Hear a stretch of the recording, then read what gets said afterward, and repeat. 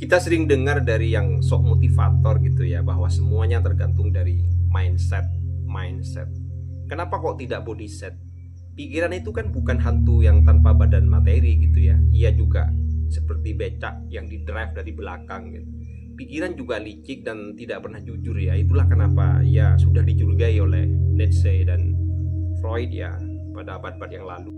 Kalau kita ikut perkembangan neuroscience yang sudah lengkap dengan scans, fMRI dan EEG, pikiran atau tempatnya keputusan di area prefrontal cortex itu tidak bisa lepas dari sistem limbik, amigdala dan insular cortex gitu ya.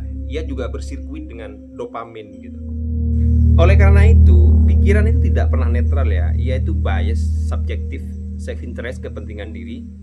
Ia itu tidak secemerlang dan sebijaksana yang kita bayangkan ya. Dalam teori evolusi, pikiran itu hanya dirancang untuk survive dan mencari yang enak-enak ya, feel good, dan menghindari sesuatu yang tidak enak gitu. Sedangkan kita tahu perubahan adalah paralel sesuatu yang tidak enak gitu.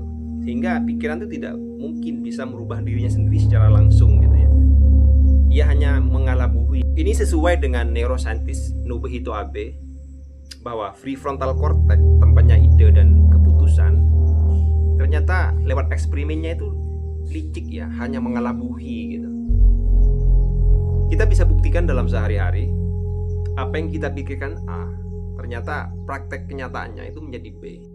Apa yang kita rencanakan ternyata banyak gagalnya daripada berhasilnya kan. Meskipun kita selalu ikut pengajian motivator dan baca captionnya, ketika kita beli sabun saja, kita itu tidak pernah pakai rasionalitas ya. Buktinya kita tidak pernah ngecek kandungan kimianya, bahannya apa tidak gitu. Buktinya hanya Gobin yang tidak pakai sabun. Pas beli makanan di resto, kita juga tidak pernah bertanya ada racun apa tidak. Ini juga bisa membaca politisi ya, yang sudah menata ide, sekolahnya tinggi sampai tingkat doktoral, tapi dia bisa berubah-ubah ngomongnya kan A ke B. Dan juga banyak yang idenya canggih, sudah sekolah tinggi-tinggi, tapi juga banyak yang korupsi kan. Berarti ada yang bekerja ya di belakang pikiran, yang disebut sebagai alam bawah sadar. Dan alam bawah sadar itu ada di dalam tubuh ya, entah di sistem limbik atau di sistem saraf otomatis, baik di simpatik atau parasimpatik gitu. Makanya saya lebih suka istilah body set daripada mindset.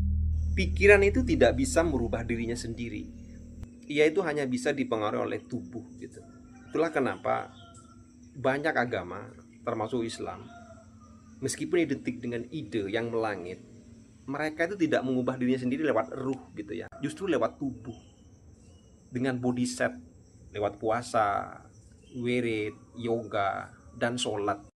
Jadi tidak heran sekarang itu ada beberapa tokoh yang mengubah perilaku dan kebiasaan itu justru lewat tubuh, seperti pernapasan Buteyko dan TRE, tension trauma releasing exercise.